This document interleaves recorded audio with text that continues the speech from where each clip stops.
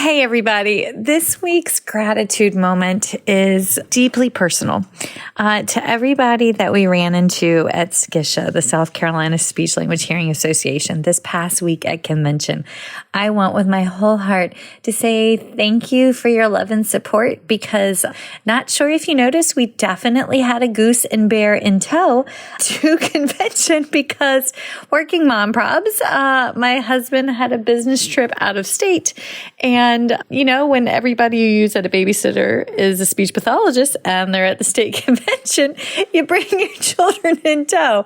So thank you so very, very much for y'all's absolute love and support while, you know, I got to be a speech pathologist and a wife and a mom. And it just...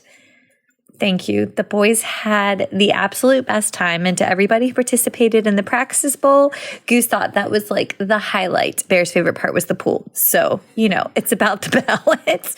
Okay, but on that note, today's guest is Dr. Kia Johnson, and I am honored to have her on. But also, keeping with the convention theme, can I just say that I am so excited to see her in person for the NBASLH convention, April 20th through 22nd in Washington, D.C.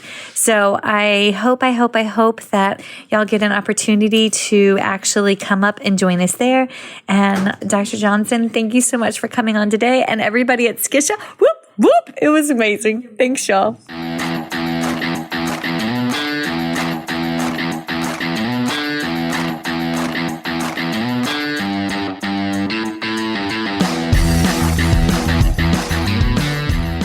Hi, folks, and welcome to First Bite, Fed, Fun, and Functional, a speech therapy podcast sponsored by SpeechTherapyPD.com.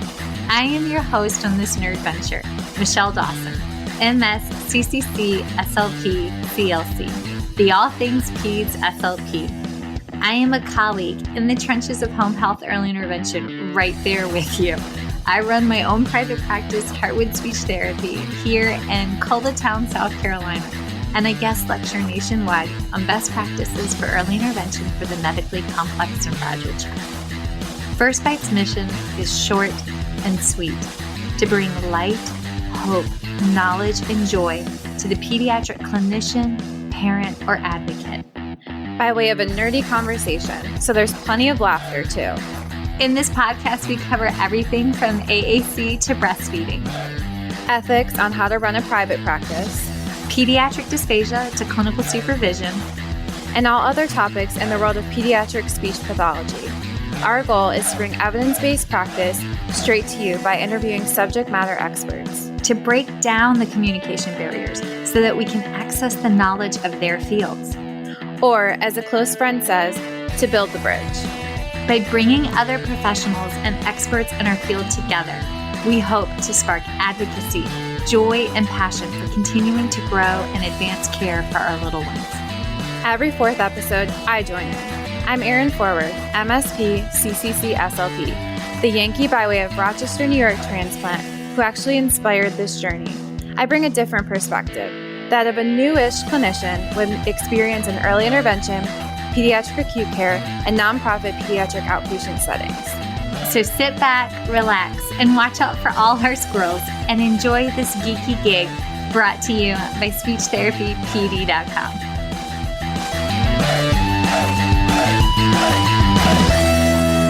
You are going to make me get teary-eyed. Oh my gosh. Every time I see you, we run into each other at ASHA. We say hi for 0.2 seconds or we wave across the room, but it's like that moment where you just connect and you're like, there's a good human. But I think you helped that happen because you are a good human. So when you talk to people who are just, you know, good, your heart is in the right place, your energy just exudes from you, it makes it really easy. So I'm excited to be here and full circle, completely full circle. Okay. So For those of you that didn't catch her last time she came on, we recorded in the fall of 2019. It was like late winter, about the same time. Also, heads up, it's totally December 1st, and we're recording for this episode on February 7th. But so reiteration. And then when the episode aired in February of 2020, what we didn't know was that the whole world was going to shut down. And again, you can blame my husband for that because I took him to a ballet on Friday the 13th of March. And I think that's what broke the world. So because I thought last night, man, I should probably look at when is the last time we talked and what did I say? Did I say something important or not? And I didn't listen to it. And this morning I said, okay, I really have to figure this out. And so that's when I realized and I said, man, that is so cool and crazy and weird all at the same time. Full circle. Yes, full circle. And folks, professionally, for Dr. Kia Johnson, who y'all need to do the Google and follow her on LinkedIn and support all of her projects. When we did this first recording, you were just starting on the board with NBASLH. In 2019, I was in a traditional faculty position at University of Houston, had just gone through a very interesting tenure process, earning tenure. And then I had just become chair of NBASLH for about, I don't know, maybe 6 months. It had started that August, hadn't started on the ASHA Board of Directors. This is so crazy because when I gave you my bio then, I said, based on this podcast going out in February, please make sure you add the ASHA Board of Directors. And now my term on the ASHA Board of Directors ends in 30 days. And my bio I gave you, I said, please, insert the Board of Ethics is the board I'm rolling onto in January. And so it's just completely full circle. And for NBASLH, you can serve as chair for 2 terms, 2 years each term. And when we first met, I was starting my first term, and now I am ending my second term. So this is just complete full circle. And thinking about how NBASLH was or what NBASLH looked like when we first met compared to where we are now, it's completely different in so many ways. Okay, so I just want to recap that everything you just said is volunteer work and being a leader. Folks, when we talk about how our profession, you are ASHA, you are NBASLH, it is up to us. When you're called to serve, it's hard. It's not easy. People are quick to lay blame and you catch it and you carry it. But when you lead with joy and you can drive change, it's awesome to see the ripple effect of positivity. And that's literally what you have done. So can you take us through the beginning and kind of talk about what NBASLH is and the history? And before I do that, I do want to just touch on that leadership piece because it's so important for your listeners to know that in order for change to happen, we have to be willing to say, what can I do in addition to what we already do? So in addition to my job, in addition to my family, my kids, my partner, what can I also add on top of that in order to make change? And all of the things that we do in this profession when it comes to volunteerism, it comes from a place of wanting to make change or further an association moving to the next level. And like you said, I mean, it's not all roses and rainbows, 20. I'm sorry. You ask any past president of any association and they're going to be like, damn, we did it. Exactly. I was the one who, when I retire, go, yep, I was there. And yes, COVID, yes, we made it. But me, I really do have a heart of wanting to serve and play my part in moving the profession forward. Whatever I can offer to make the profession better than I found it, that's what I want to do. So whether it be through ASHA, through National NISLA, through NBASLH, there's always a place for that. So I just want to put that out there. Anybody's thinking, I don't know if I can do leadership. Believe me, there is a role for you somewhere within this profession. And I hope that you actively seek it out. So thinking about going back to NBASLH, what I love is that we are really highlighting the fact that we have been around since 1978. It's interesting, 2020 happened and people would say, oh my gosh, so you all were just created. Wow. Like, love how you all just started. And I'm going, no, we've been around since 1978. So, but then it just goes to being responsive. So that made us realize, let's use this moment to really magnify the history of NBASLH so people know how we got started and how long we've been around and the impact that we have had as an association on the profession. ASHA, even working with ASHA so that they sort of corroborated the story of how Office of Multicultural Affairs got started because of NBASLH, things like that. I didn't know that. Yes, it's you're going to probably quote me on the history now. So back in the day when there was some years back, there was a ASHA convention. Oh gosh, I want to say somewhere in the Northwest, ASHA convention where a lot of the pioneers of NBASLH went to that convention. And there was a meeting where there was a big discussion about dialect, about African American vernacular English. Orlando Taylor was there. Some other people were there. So if somebody's going, well, they didn't call my name, just go with me. We're moms first, dude. We need more coffee. But in that meeting, really, the pioneers of NBASLH really raising the awareness to dialect and being different from slang, and then motivating ASHA to create an entity within the association that really addressed those types of cultural differences within communication. And a lot of people don't realize that. But 2020 gave us the motivation to highlight the history of NBASLH. And really going into that, thinking about how prominent leaders within the ASHA Association had their start in NBASLH. I think it's just important. 2020 definitely changed NBASLH. I will say 2020, I say there are two pandemics. There was the COVID, and I think increased awareness to racial injustices within the profession and our society. And those two things together really made some critical shifts for NBASLH. And for our world. Yes. And like thinking about COVID, for example, in NBASLH before 2020, our big thing was the convention. Everybody knew annually NBASLH does a convention. That was kind of about it, the convention. But then 2020 happened. We said, okay, we have to cancel our in-person convention. What do we do instead? And with the increased awareness of racial injustices, how can we address that as well? So then we made a critical shift to create NBASLH Talks, which is our virtual platform now, where we highlight different topics, different speakers.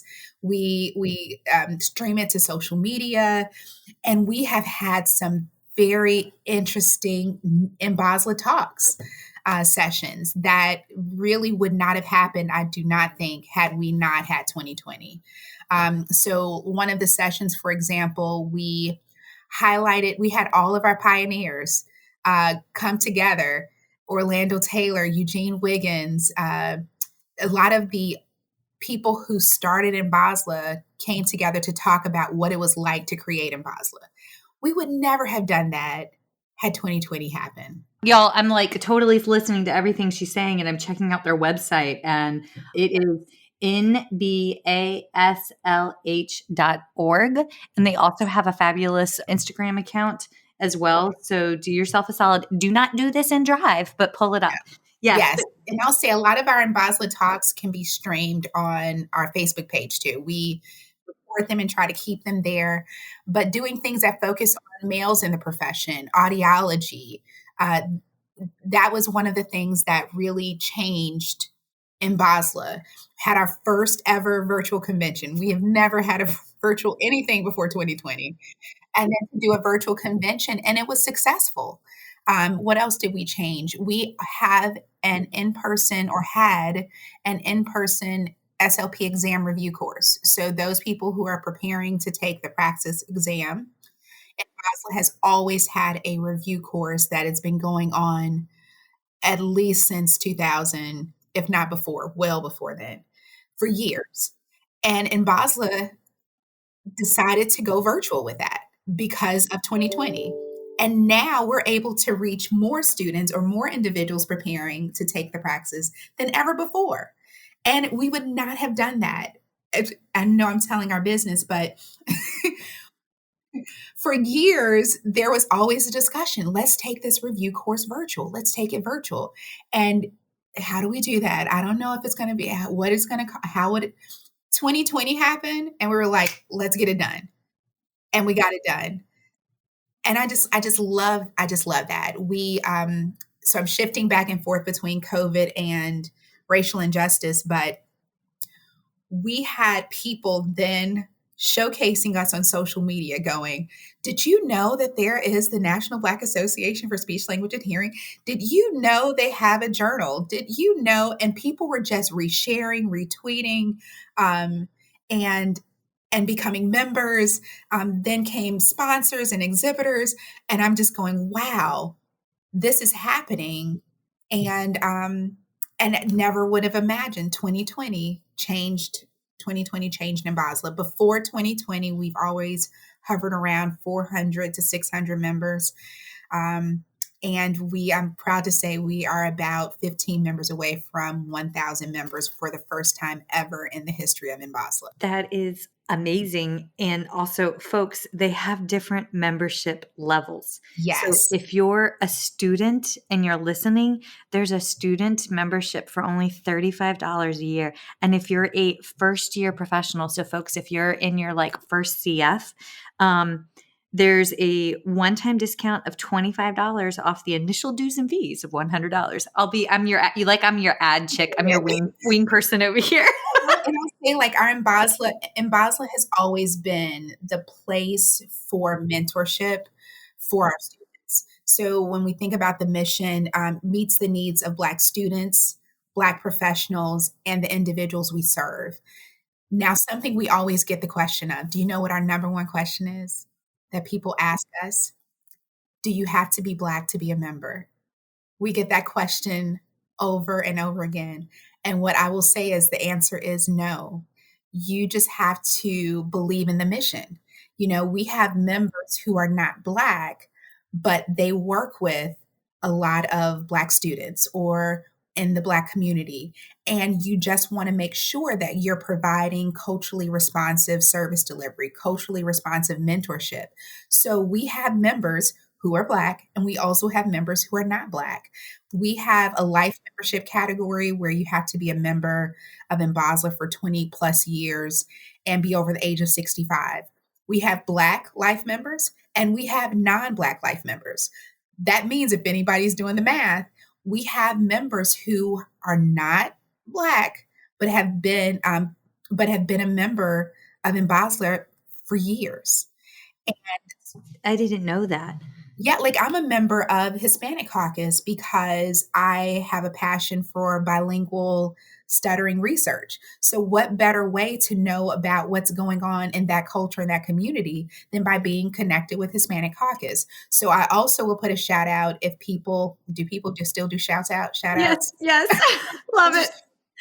Looking at ASHA's multicultural constituency groups. So NBASLH is considered a multicultural constituency group of ASHA. However, we are the only MCCG that is its own separate independent association. Some things that I also want to... Can I insert one bit of joyful news? Yes. Folks, what y'all don't know is that for the last 2 or 3 months behind the scenes, I have been working with the Office of Multicultural Affairs to network so that through all of 2023, we are going to be interviewing. The goal is every single one of those individual caucuses.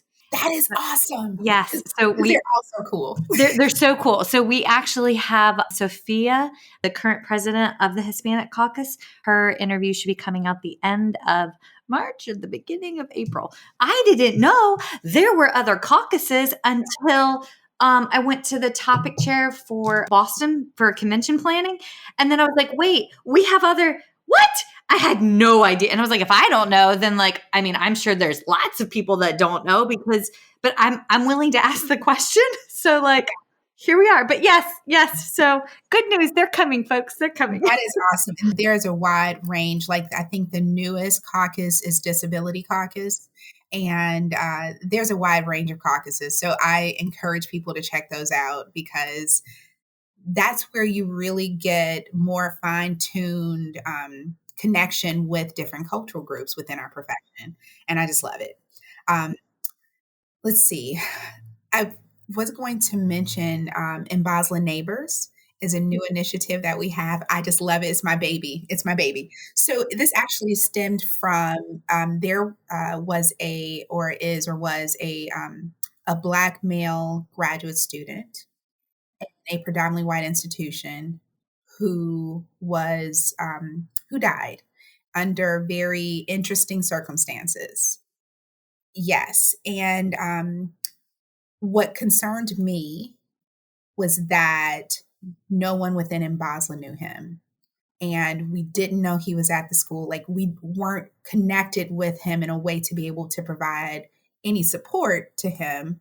And so no one really knew him. And so then it had me thinking about what other programs have one or a couple Black students that we don't know about and aren't able to provide support to. So we developed NBASLH Neighbors. This is the first year of it. So once a month, students who identify as Black or African American in CSD programs at any level get together on Zoom, and we make sure they know what state or cities they are in so that they can connect with each other, so they can know, hey, I have an NBASLH neighbor down the street at another university, or an NBASLH neighbor in a state over from me. So you don't feel so alone. It's like you're creating your cultural community virtually. So that happens every third Sunday. So if anyone is listening and you have a Black student somewhere, you know of one, send them our way. We have about 60 plus students signed up.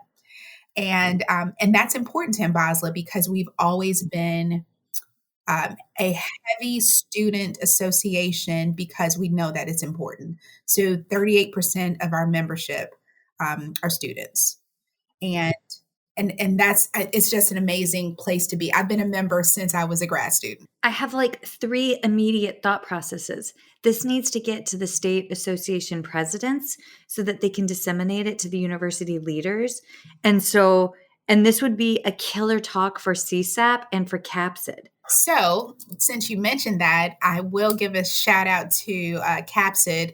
They have agreed to disseminate the NBASLH Neighbors information to all of their members. So thank you. If any of them are listening, we really appreciate that because that helps to get, the research says recruitment and retention of graduate students that are culturally diverse, mentorship and support and community plays a huge role in that. So CAPSID is sending that out, and I'll be attending CAPSID again. I gave the keynote last CAPSID. Oh my gosh, it was a nerve-wracking, but I did it. And I'll be going back to CAPSID this year to do a pre-convention workshop. So wait, folks, if you don't know what CAPSID is, help me.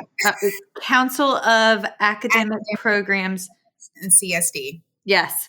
So it's where all of the professors get together to learn about professory things. And that's the great thing about leadership because it gives you the platform to make change. So I'm in NBASLH as a leader, but then able to go to CAPSID and really talk about things that programs need to consider if we're wanting to recruit and retain graduate students who are underrepresented in our profession. And, like last year, being able to have the ear of different programs across the nation about things they need to think about when it comes to inclusivity and equity. Equity is so important. But I think our profession is really good at equality. We understand equality. Everybody gets the same syllabus, the same materials, same lecture, but equity really makes the difference. And so to be able to use my leadership platform to talk to programs about equity at the graduate level or undergrad level, that's what gives me those warm and fuzzies of making it all worth it. All of the blood, sweat, and tears, or the Literally. yes, right, literally. Those are the moments that make it worth it. I think about those students who are going to come behind me. I went to a predominantly white institution for undergrad, my PhD at a predominantly white institution. I know what it feels like. Shout out to Howard. I did do my master's at a HBCU, but I know what it feels like. And if I can make a difference for those that come after me, but I also want to be clear too, as leaders, we make a difference for everybody. So thinking about the school-based SLP, thinking about the audiologist, that's one of the things that has changed in NBASLH. Our strategic plan included the increase of audiology in our profession. Before 2020, that's how we think of it, like before Christ and after Christ. Yeah. And after Pre-COVID, post-COVID. We had roughly about 4 professional members on our roster that identified as audiologists. And so we said we need to change that because we know there are Black audiology students who need someone to look up to, who looks like them. But we also realize there are sprinkles of Black audiologists out there who need to see each other. So we made a concerted effort to increase the presence of audiology by designating 1 seat on the board for a professional audiology member, creating a student representative in audiology. We've always had a student representative, but they tend to be SLP. So now we have 2, one in SLP and one in audiology, and making sure we have, through NBASLH Talks and the convention, designated content that speaks to audiology. And the last I checked, we have almost 30 audiology professional members now. So I'm going, those are the things that make you feel good, So that is 30 lives that you have quantifiably touched. And I will say that those are so then I think 30 plus lives that are able to see each other and have their community. But then the students that we will never meet who have not even decided about, I want to be an audiologist, somewhere down the line will decide. They will now have a place that has a stronger representation of, and I don't know. You have taught a man how to fish. Yes. And I will say, shout out to the NBASLH board. The board right now, I will say we used to have 2 meetings a year before COVID, 2 meetings a year. And then when everything happened in 2020, COVID, the murder of George Floyd, pulling the blanket off of the issues of racism within our profession, the board shifted. We went to meeting monthly. Okay, what do we need to do now? What decisions need to be made? How is this impacting the profession? How is this impacting the association? What do our members need? And the board just came with idea after idea, executing it. And it was awesome because as a leader, you need people, those of you listening, we are ASHA, we are NBASLH. In order for us to do, we need people who are willing to do the work that needs to be done. If you're listening to it and you're feeling it in your soul, don't immediately assume it's going to become all-consuming. You can volunteer and tithe of your time, and you can say, this is what I can give. Like, this is what I can do. And honestly, I feel like the podcast is how I tithe of my time, because I can create a platform and an opportunity for someone else's light and voice and message to come through, and it goes out for whoever needs to hear it in that moment in time. And that's how I can, all through this lovely little phallus-shaped microphone that my husband teases me about. I had to add a penis joke because I was getting too misty-eyed. I always think about leadership development. One of the things that I do as a leader is when someone comes to me and says, I want to do something, I just don't know if I have the time or what I want to do. I truly believe in placing people in areas where they have the skill set or the passion, and then we'll figure the rest out. Yes. Telling people, if you told me, look, I don't have a lot of time, but I want to do something, and here are my strengths, I am going to find some options for you and say, here are some things that NBASLH needs. Tell me what appeases you. Like, tell me what makes you get I can butterflies. do that. Yes.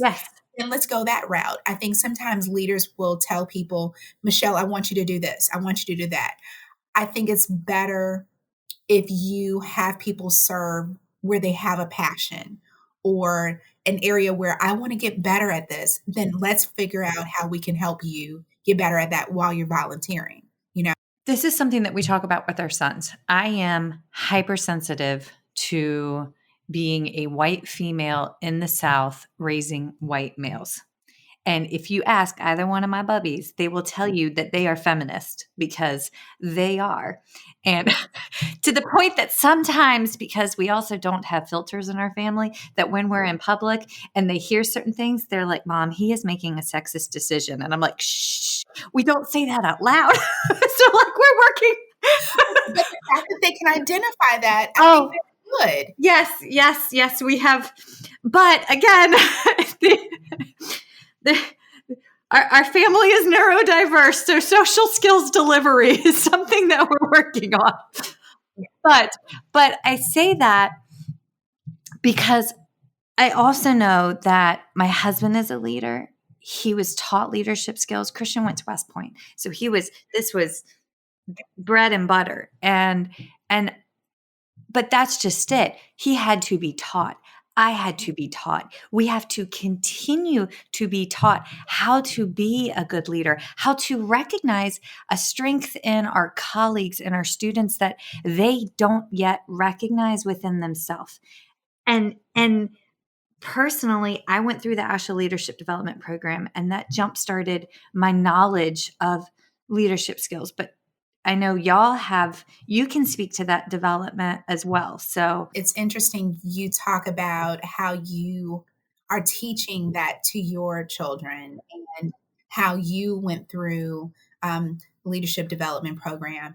I think about the basic question of if parents aren't teaching it, or if those types of programs like leadership development program or an ASHA minority student leadership program, if you don't participate in those, where do students, career professionals, where do you learn it?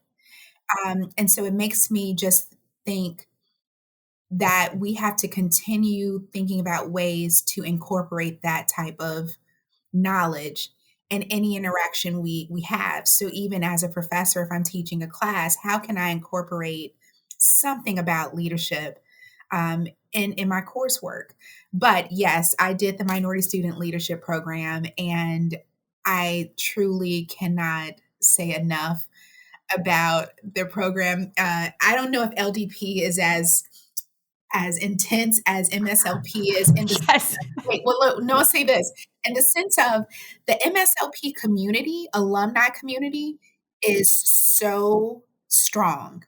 So if you meet someone and you say, I'm MSLP alum, first question we're going to ask is what year? Yes, that's what we do. Like, but when did you graduate? Exactly. So, going through that program, especially MSLP, being able to see other students, because if anyone's listening, Minority Student Leadership Program, it is an ASHA program where pre-COVID, you applied. you'll, you'll apply, and then you go to the convention. And while everyone else is doing traditional ASHA convention stuff, MSLP, that class, is going to ASHA committee meetings, going to ASHA council meetings, working on presentation skills, working on just leadership skills, working on networking skills. And you walk away feeling like a more empowered student leader that's able to see yourself as a professional leader in the future. So I did that, and I truly think it's an amazing opportunity. I walked away from there thinking, yes, I could do ASHA leadership. Yes, I can do NBASLH leadership. And you are. right, And right. you are. But that was like, so I was class of 2006. So shout out. Here's a funny thing, Michelle, and I'm going to say this on record. The class of 2006 of MSLP, we have this certain sense of feeling like we are the best class. It's very, we have a strong opinion about that. But when I did that program, I was thinking, you know what? I could do leadership in the profession, but that was years ago. And I never knew how that would be manifested. So then looking at, some years progressing and feeling like, okay, great, I'm going to join the NBASLH Board of Directors. And then feeling like some time passes, you know what, I could chair this. I could be, so if anyone's listening, NBASLH does not have a president, you have a chair of the board of directors. And so I thought, I could do this.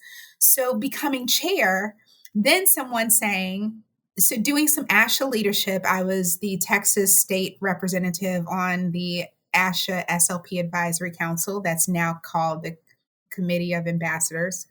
So I'm doing that, and someone said, have you ever thought about being national advisor to National NBASLH? And I'm going, nope, never thought about that. But I love working with students.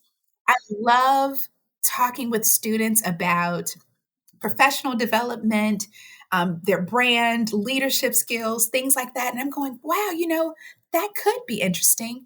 And Michelle, I'll tell you this. I told them when they asked me about doing National NBASLH, I said diversifying National NBASLH would be my priority because I know what it felt like when I was a student. And I don't want anyone to feel that way. So that would be my priority. And if that is not what you all want, then just let me know I'm just not the person for the job. And I was selected.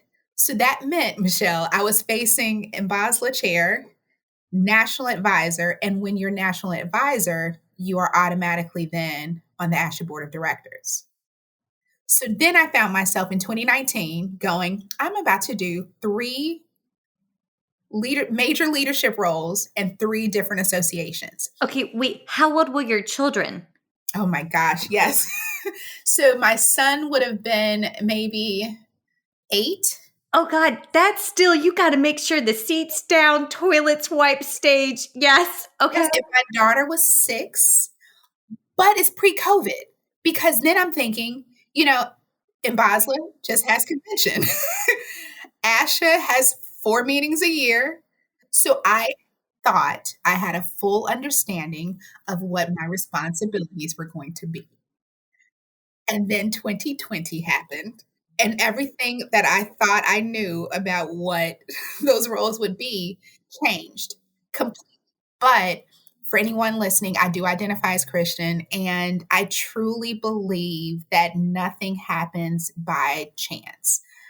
I truly believe that my higher power put me in those leadership places at the same time, for, like the Bible says, for such a time as this. 2020 happened. Being in those roles, national advisor, ASHA Board of Directors, NBASLH chair, being able to sit at those different tables with my different perspectives, that I really felt like it helped the conversations happen a little easier across associations. It helped NBASLH be at the table, as we say, in those different conversations. It helped National NBASLH with, okay, Dr. J, what do we do? What should we be thinking about? ASHA, same types of things. How can we connect? What should we be doing? I really feel like, and I won't say the person's name, but there's someone who I consider to be a good friend and mentor who said, Kia, I think that you are here in these three positions at the same time for a reason. I truly agree. I do think it happened. Yeah, I don't know how to say it. I don't know how to explain it.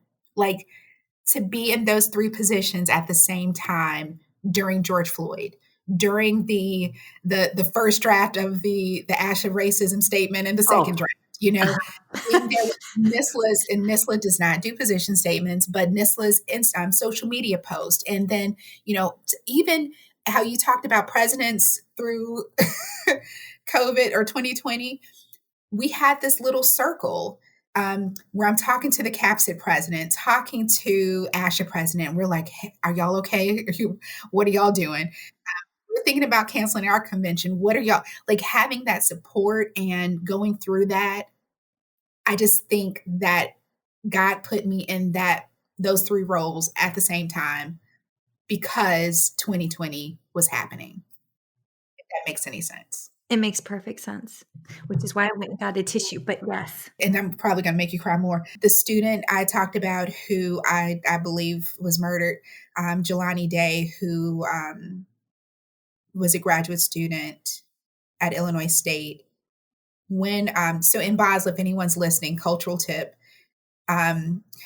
when someone passes away, and BASLH does recognize the cultural tradition in our culture to do a resolution. Do you know what resolutions are?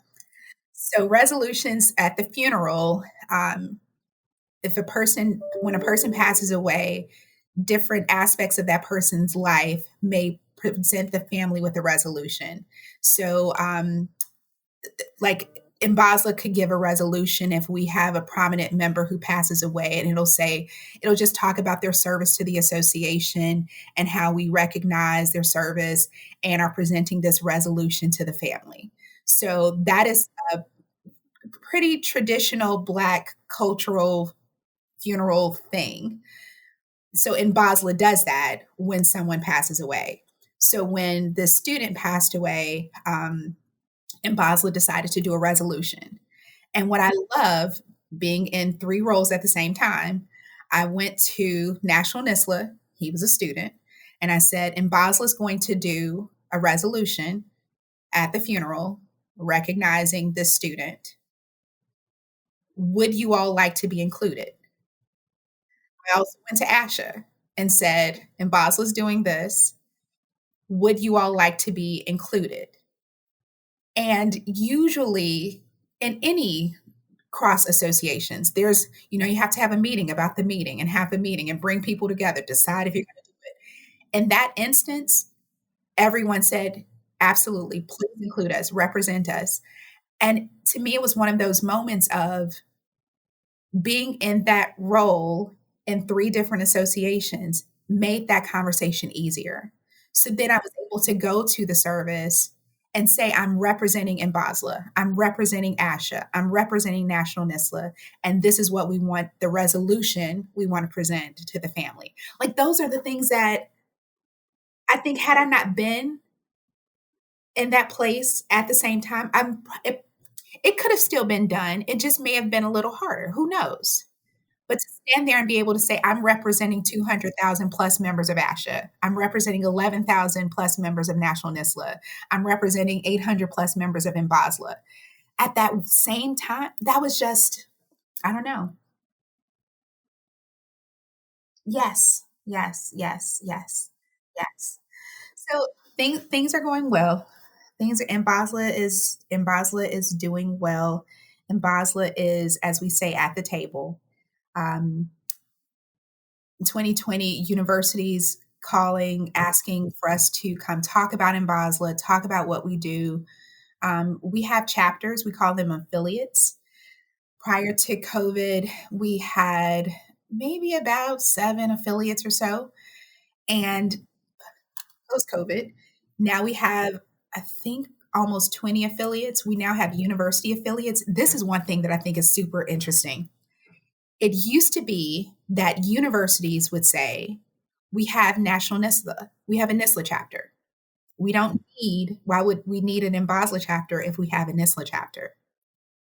And then I wouldn't, but NBASLH would have to explain that the need is similar but different. The support provided is similar but different. And then 2020 happened. We have literally programs saying we want an NBASLH affiliate at our university. They have a NBASLH chapter, but they're saying we want both. And I'm just going, to me, is so amazing that we have gotten to the place where universities now see the rationale of having an NBASLH affiliate, student affiliate in their program, and a NBASLH affiliate in their program. I'm thinking about one former student of mine in particular who I served as the coordinator for clinical education and adjunct and clinical faculty at Francis Marion University. And I also, while I was doing that, would have practicums, right? And one of my students, I had her in class, but I also had her for like a month, it was a summer long practicum as well. And I know that she's doing the minority student leadership program. She would be, and she graduates soon, but she would be the perfect person to help set that up. So who do they reach out to at National NBASLH to create an affiliate program? Is that the student or should that be a faculty member? So the great thing on our website, nbaslah.org, there is an affiliate tab. And on the affiliate tab, there's a handbook, how-to, Q&A, everything you would need to know to start an affiliate is there. The great Oh, it's thing right about here. Yeah, the great thing about university affiliates is even easier because they basically are established as a university organization or a university group. So a student group on campus. And so students get together and they have, they get the handbook and they create their affiliate. And I love seeing their work. So if any of them are listening, I follow them on Instagram. So different universities will have their NBASLH affiliate Instagram pages, and I'll see them doing, community service, doing some networking events. And I just think it's amazing to see that. I'm sure our founders of NBASLH would be proud to see the outreach that's happening from the association. I'm literally texting this to the chair right now. So, Dr. Burns, if you're listening, I know Frances Burns. I know her. Hi, Frances, if you're listening. I love her. She's amazing. Yeah, I think it's just awesome to be able to do community outreach at the national level through NBASLH Cares and to have it at the student level. We have a mentoring program. So ASHA, of course, has a STEP program for students. It has LDP, the Leadership Development Program, and then there's a Minority Student Leadership Program. NBASLH has Power to Empower mentoring program.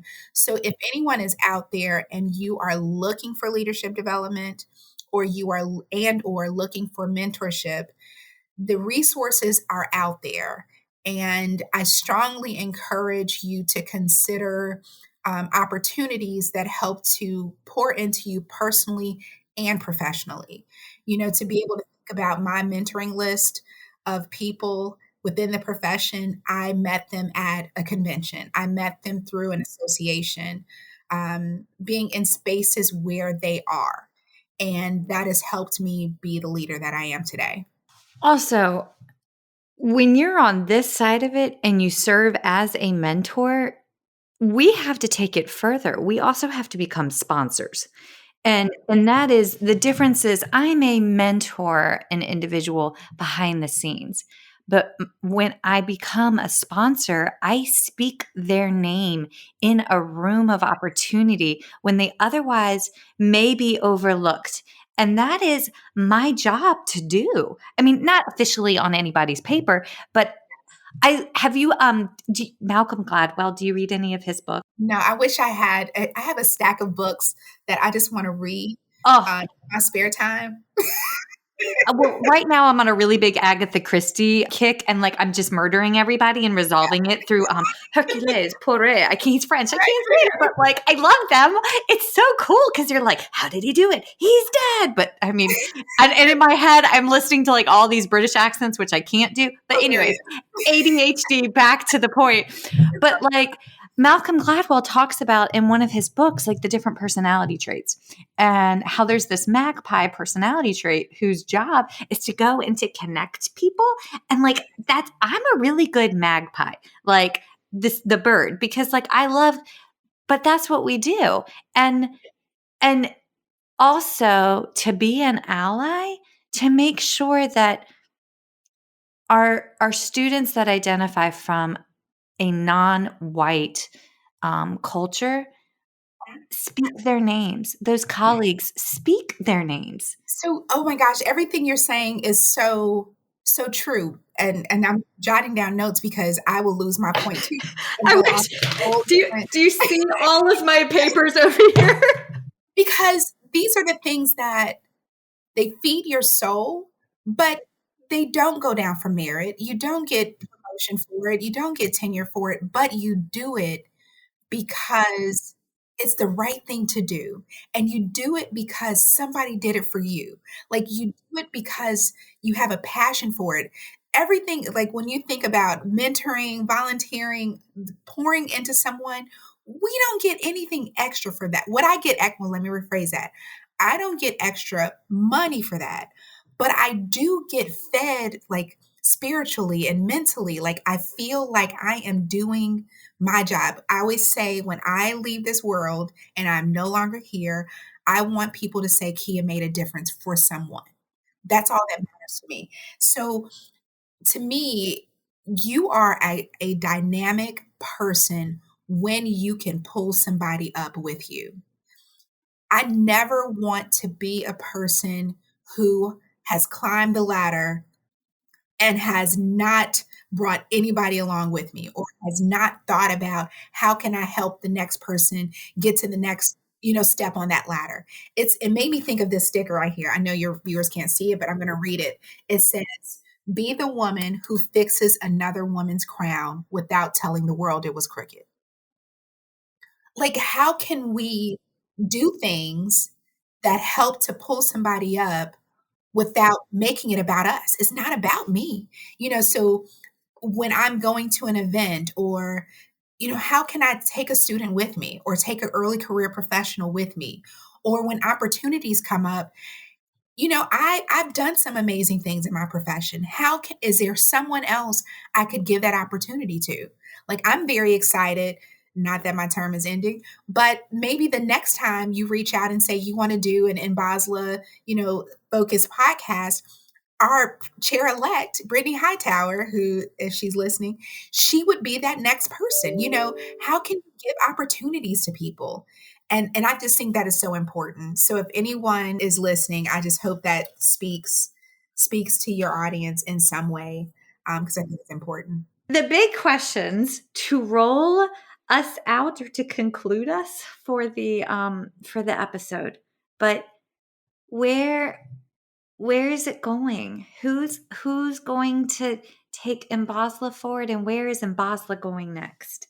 I think for NBASLH, we have been doing a great job of cultivating leaders. So I am truly confident in the capable hands of the incoming chair-elect and the board that will continue moving NBASLH forward with their energy. We have an amazing, amazing operations director who handles the logistics side of things. We have a goal. Like I said earlier, we're so close to 1,000 members for the first time ever in history. We are coming up on our 45th convention, NBASLH convention, happening in April. Every 5 years, we go to DC for our milestone convention. So this is our 45th convention in DC. I would love to be able to say that NBASLH is at 1,000 members. At that time, we are inviting our pioneers back, and I would love for them to be able to see the fruit of their labor within NBASLH. We have some dynamic things on the horizon that I can't get too specific to, but when it comes to making sure that individuals have access to cultural, responsive content that is in a formal manner, thinking about NBASLH for that. So I truly see us continuing to move towards just fulfilling our mission and being that premier association for cultural responsive content as it relates to our profession. I'm just thinking it's in April 2023 in Washington, D.C. Yes. So by the time this comes out, registration would be open, but call for papers would be closed.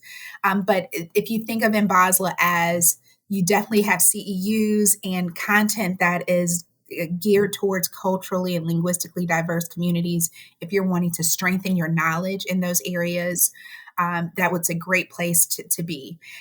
But there's also that vibe of community that is so threaded through all of the convention.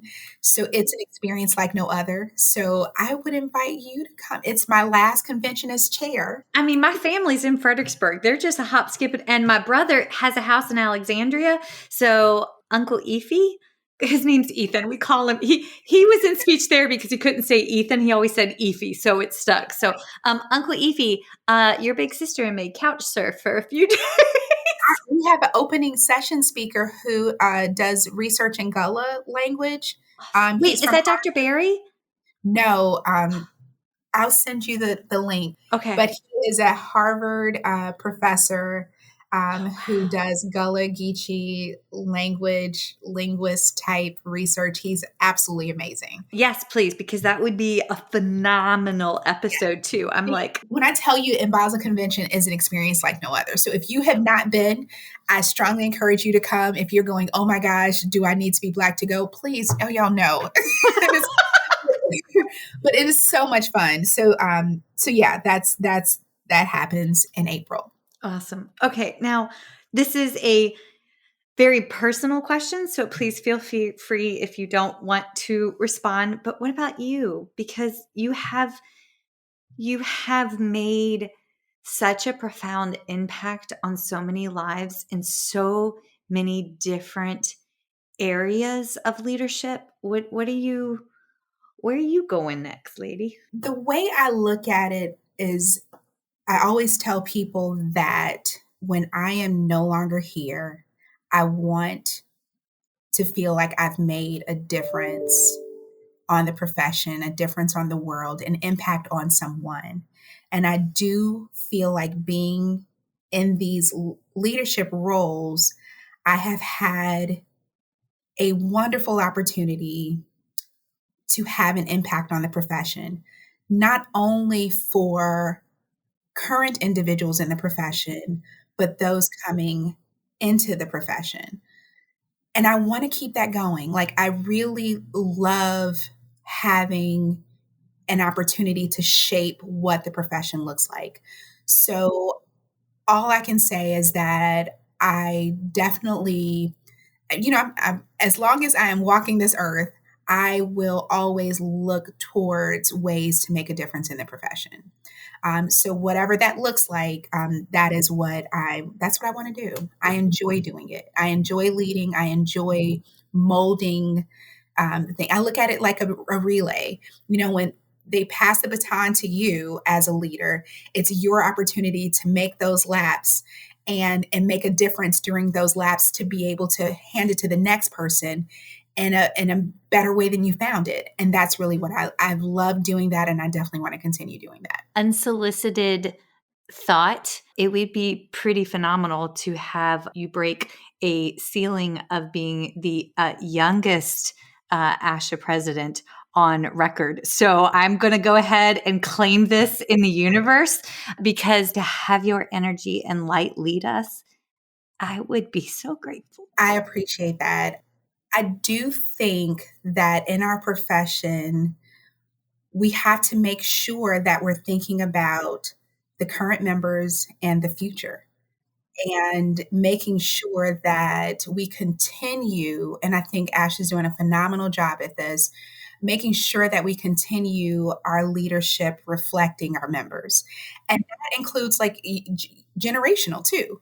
We have a wide range of members when it comes to different generations, and being able to connect with all generations so that everyone feels heard, everyone feels connected, everyone sees that they are ASHA, and being able to have that conversation or connection to be able to listen to what the needs are, and understanding that our members who are on the more experienced, I'll say just experienced end. I say Botoxed in hair color, but okay. So on these end, that their needs are being met and that they see themselves within ASHA, but also our early career professionals see themselves in ASHA. Our audiology, audiology is one of those areas where in ASHA, just like just like in BASLH, people are like, well, there are not a lot of us. Why should I be here? I want our audiology members to see that it's more than just a certification. There's a place for them. School-based SLPs. I was in Baltimore City Public Schools. So, I understand that the needs are different. And I just think continuing to make sure that our leadership within the profession reflects the wide gamut of members we have. One of my favorite questions at the end of every episode is if somebody has a little extra love money, because that's what my grandma called it. She would go, honey, you got any love money or a little bit of mad money left over? And I'm like, oh, we are going thrift store shopping today. And then she'd always take us by some greasy cheeseburger joint and get a fried chicken sandwich and a vanilla milkshake. That was this is where my grandma raised me, and she was a child of the Depression. So we always went thrift store shopping. I mean, probably not at some of the cleanest establishments. These stickers I got from a used bookstore that we frequent because why buy new books? Yes, Ed's Editions in West Columbia. Dear Ed, thank you for your editions. Okay, but yes. But when it comes to what I'll say, and this is sort of a soft spot for me, within NBASLH, we just established the Community of Black Excellence in Scholarship. So think of how ASHA has ASHA Foundation that raises money for scholastic purposes. NBASLH is a 501c3. So we are able to do those types of fundraising within the association. So we've established the Community of Black Excellence in Scholarship, which is a mechanism to raise funds to endow NBASLH scholarships. We are so appreciative of sponsors and the scholarships that they provide to NBASLH. But I think it's time for NBASLH to have its own. It's time for NBASLH to have an NBASLH endowed scholarship. So you can go to NBASLH.org, and a tab says Community of Black Excellence. You can go there. You can see NBASLH's plan to endow a scholarship for Black males in speech pathology, audiology students. And there are different donor levels. Now, I would strongly encourage love donations to go to those different levels, because we will recognize them each year at the convention. But if you're like, look, I can't do that much, then there's a green button on the side that just says donate. We want to be able to support our students and do that from within this association rather than solely relying on sponsors. Although we appreciate our sponsors, if any of them are listening. I love that. Yes. All love donations are tax deductible. That piece is important. I just remember my grandma getting all the little inserts in the mailer come November, December. She'd get, because my granddaddy was a state trooper, so she'd get all the different like police organizations or, the different, yes, they would all come through the mail. And we're Cherokee and we're Potawatomi. So there's also like all the Native American ones that would come in. And I have a lot of blankets because the ones that, so yes, we have, you'll never get cold at Pac Dawson's house. Yes. Also, I'm going to feed everybody, but like there's that too. Okay. Thank you, Kia. Thank you. Thank you. Thank you. Folks, be sure to check out NBASLH's Instagram account because they keep everything updated. It's NBASLH. That's their Instagram handle. They also have a Linktree account with upcoming events. Check out their Facebook page. And as always, their website. So Kia, Thank you, thank you, thank you. I cannot wait to watch your future. It's always a delight to talk with you. Yeah. I appreciate you. Thank you. Feeding Matters guides system-wide changes by uniting caregivers, professionals, and community partners under the Pediatric Feeding Disorder Alliance.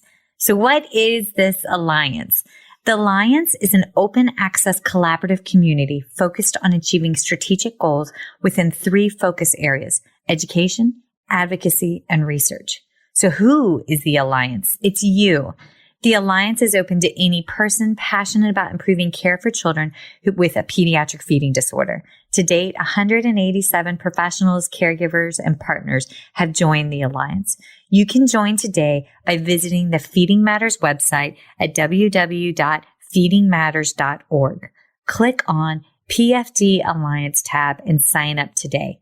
Change is possible when we work together. That's a wrap, folks. Once again, thank you for listening to First Bite, fed, fun, and functional. I'm your humble but yet sassy host, Michelle Dawson, the All Things Peds SLP. This podcast is part of a course offered for continuing education through speechtherapypd.com. Please check out the website if you'd like to learn more about CEU opportunities for this episode, as well as the ones that are archived. And as always, remember, feed your mind, feed your soul, be kind, and feed those babies.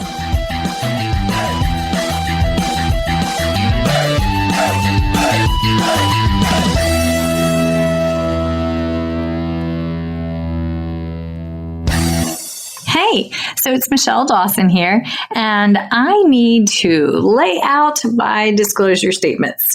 So if you ever wondered how bad my ADD, ADHD, and lack of sleep Monday through Monday actually is, well, here you go. These are my non-financial disclosure statements. I volunteer with Feeding Matters. I'm a former treasurer with the Council of State Association Presidents. I'm a past president with the South Carolina Speech Language Hearing Association. I am a current member of both ASHA and CCC-SLP. And for this year, for 2021, I volunteered for the Pediatric Feeding Disorder Planning Committee for the ASHA 2021 convention. My financial disclosures. All right, so I receive compensation for First Bite presentations as well as talking teletherapy and understanding dysphagia from speechtherapypd.com.